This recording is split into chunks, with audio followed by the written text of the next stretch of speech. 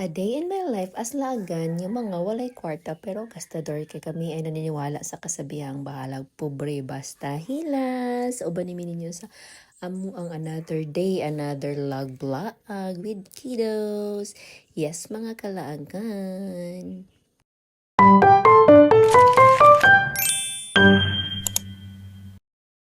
Hello, mga kalaagan. So, we're heading to Cagayan de Oro, Makalagano. So, makalugsong na sad ang mga laagan nga walay kwarta. Pero, kinaman kami nga trip mga kalagano. So, decided mi nga mato sa Cagayan de Oro para mapalit sa mga kulang na mo nga daluanon sa amo ang future field trip. Ay, dili field trip, lakaw.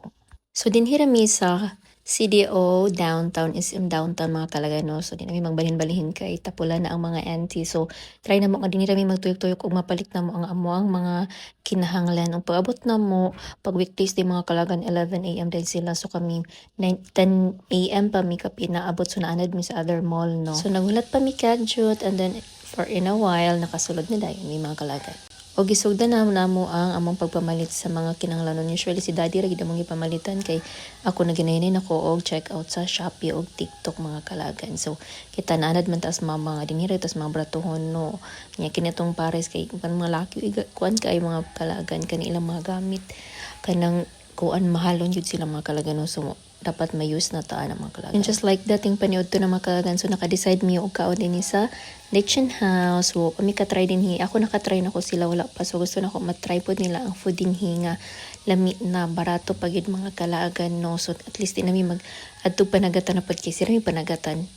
So, nakatipid mi gamay. So, among nabayaran din hi is 1,000 ra mga kalagan, no? So, nanami kangkong, nanami paksiw, nanami rice, nanami soft drinks, nanami lechon. So, try nyo din hi mga kalagan.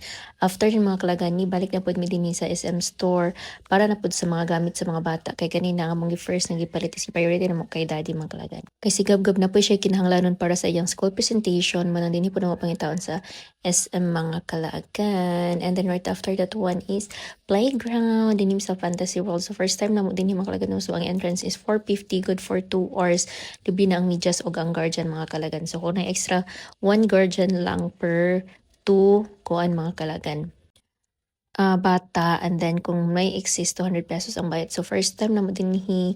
So I think bago pa pud ni siya dinhi mga kalagan. So na-excite ang mga bata ang matraya nila dinhi sa Fantasy World mga kalagan. So located din dinhi sa 4th floor sa SM downtown mga kalagan. So kung kamo gusto mo makatry baguhin yung mga anak, so you must try it here. So luag kay ilang area, daghan kay pwede buhaton ng bata mga kalagan. And then at the same time educational pud ang other parts sa ilaha dinhi nga matry sa mga kiddos. And then si Gavin kaganan siya ka ng magtindero-tindero siya mga kalagan. So nalingaw siya rin lang little market din yung kalagan, which is like po siya plastic kundi made of cloth siya, ilang mga fruits, ilang mga vegetables niya ginabaligya kunuhay din mga kalagan. So nalingaw ang mga bata.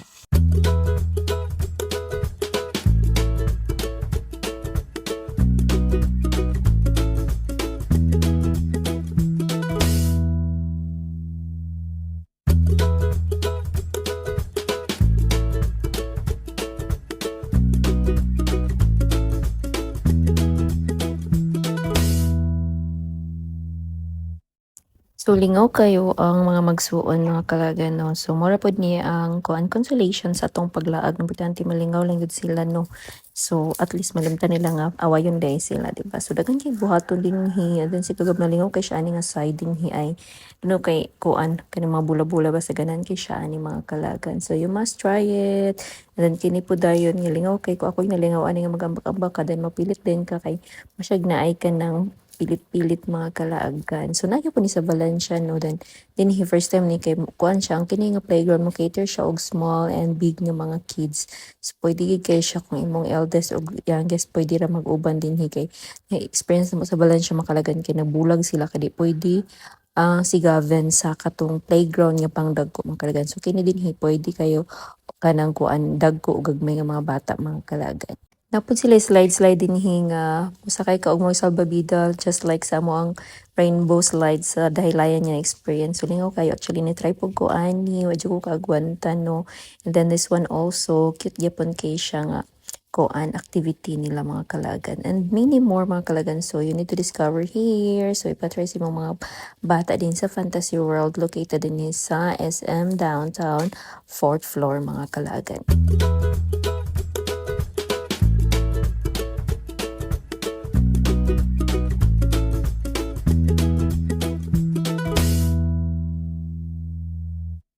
And wala na gihuman ang 2 hours makalagan no kay kaihiyon na ang amo ang ate Thea. So that's why naka-decide ni nga mag-stop na sa amo ang time. So one last slide nila before mi go out mga kalagan. So after dahil mga kalagan nagpalit na din mi og snack kay gigutom man ang mga kiddo. So among paborito is bread talk mga kalagan. So ini sa isang downtown gamay lang stop. That's why nitabok mi dito sa Centrio Mall Ayala mga kalaagan. Kaya dito mi palit og bread talk, which is our favorite snack. So, lamig kayo lang pan mga kalaga no do.